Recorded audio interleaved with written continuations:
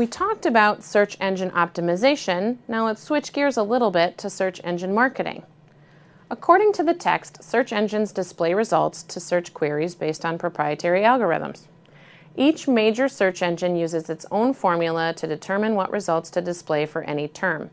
According to Pew Internet, 73% of all Americans use search engines and 59% of them use search engines daily. On top of that, 91% of people who use search engines say that they find the information that they are looking for most or all of the time. With search engines getting so much traffic and delivering so much value, they need to find a way of generating revenue. With so many search engines out there, which platform should you choose? There are some small differences from platform to platform in terms of editorial policy, and each system has a different user interface. There is some theory that different platforms are better for different industries. For example, that Yahoo fares better than Google on travel advertising. However, this is subjective, and most large advertisers will run PPC campaigns on a number of platforms. As with most things in digital marketing, it's all about testing. Google AdWords is the best known and is considered the industry standard. It allows users to transact in the currency of their choice, is tied to a comprehensive analytics tool, and offers training programs and certifications.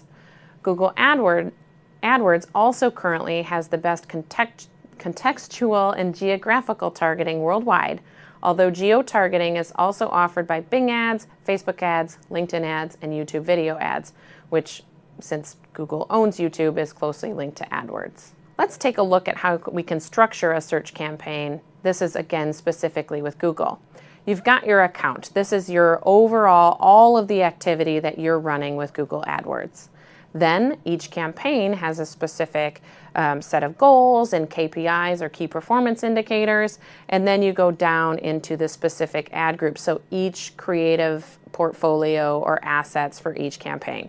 And you can analyze and set goals based on all of these levels. There's more information on the Google website and in the text about the specific way that Google AdWords is structured and how it works. So, you've figured out that you want to do a search campaign, and now we've got to, create search ads. So what are the elements of a search ad? You've got your heading. And the way that I've set this up on the slide is sort of the way that the ad looks, right? So you've got your heading in bold. You get 2 lines of copy, so it's very short. We talked about short form web copy in a previous lecture. This is where that plays out. So sometimes that can be shown on 1 line, but you get sort of 2 lines of copy here. Then you've got your URL, which is a direct link, and any ad extensions that you've got. So it's very, very brief, and you've got to think about getting your message across in a clear and concise way. So let's take a look at that text in a little more detail. Your heading, you've got a maximum of 25 characters. Again, very little real estate, so we want to be clear and concise and get to the point. Line 1 and line 2 are a maximum of 35 characters each. So, and again, this may be on 1 line of 70 characters, depending. You've got your display URL, which is again a max of 35 characters. So you've got to make sure that your URL is also succinct.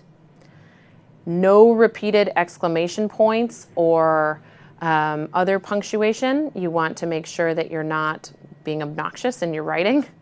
No words in all caps. And no nonsense words, right? You want to make sure that everything is actually a word. So that's how, in particular, you will structure your search ad. Then we want to look at how we target that ad. How do we get it in front of the right users? Here, the beauty of digital, and particularly mobile, we get more ways to target right down to the specific user. Some of the ways that we can target include keywords and match types. So you'll think about what keywords people are searching for, and the ad will be served up to them in that regard. So if you're searching for a keyword, again, if we go back to the hotel example, and you bid on that, then when people search for hotel, your ad is in the queue. There's language and location targeting. So you could target by those, searching for and using the web in Spanish language, or in Chile, or in a certain city, or down to the zip code. And really, geo-targeting has made this very, very specific. So you can get specific on where the user is when you want your ads served up to them. And then there's behavioral and demographic targeting. So what are people doing, or what do they look like? We talked about demographics earlier, right? So it can be age, gender, location plays a little bit into this as well. It could be based on professional title, right? So demographics are facts, and then behaviors are, what are they looking for? What are their buying behaviors? Things like that. So you can target on some of these or a combination of them. So we can get really, really specific on where our ads are served. Search advertising is generally run through an auction model where each advertiser sets their max bid price and their bid to be placed in certain criteria. Real-time bidding and programmatic buying are affecting this immensely these days, and those practices are just growing and even spreading to offline media. We talked a little bit more at length about RTB and programmatic in the previous course, so you can refer to that for more information. Conversion and click-through help in ensuring that it's not just the highest paying or most spending brands that get the results and the search engine results that people are getting. So it helps to actually convert the users, and so you want your ads to be really effective to get that click-through. Advertisers need to decide their maximum bid and what keywords that maximum bid is based on. Maximum bids can change per keyword. These are run on a generalized second price auction, meaning the winning bidder pays the bid right below his or hers. So if you bid $2 and you win, and the next lowest bid is $1.91, you pay that $1.91. The search engine will take a number of other factors, not just the bid, into account. So with AdWords, this is a quality score. It's applied on a keyword, an ad group, and an account level. So if you think about that graphic that we looked at with AdWords, it's applied at all of those levels plus then your keyword. It's important that your entire account has a good quality score, as it affects the ranking and then your cost per click. It's based on the relevance of the keyword, ad copy, landing page to the keyword, as well as the click-through rate of the ad. So again, you want to make sure your ads are getting that click-through and are relevant to what keywords you're buying. You should also use conversion tracking with a tracking pixel that is placed on the conversion confirmation page of the website.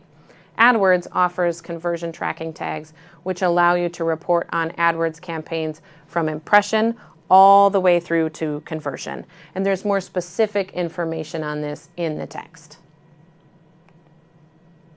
So how do you plan and set up your search campaign? First, do your homework. I always say research, research, research, right? So you've got to figure out what your campaign is all about and figure out your user and all of those things. So as with any of these processes that we've covered, the first step is research. Then define your goals. What are your key performance indicators? What is the goal of your campaign? You need to figure that out so that you're delivering against those. Of course, you need a budget, and you want those cost per action targets. So if it's a cost per click, cost per acquisition, cost per impression, what are your targets for those bids? Then you place those bids. Next, write your ads. We talked about how to do that with your heading and your text and your URLs. You want to do keyword research.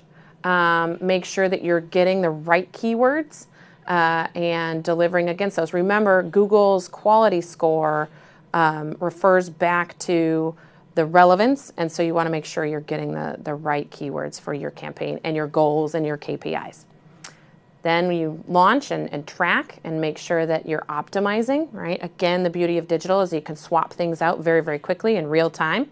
And many of the search engines have people that can help you troubleshoot if you're not getting the delivery that you want. You can work with their team to help you optimize.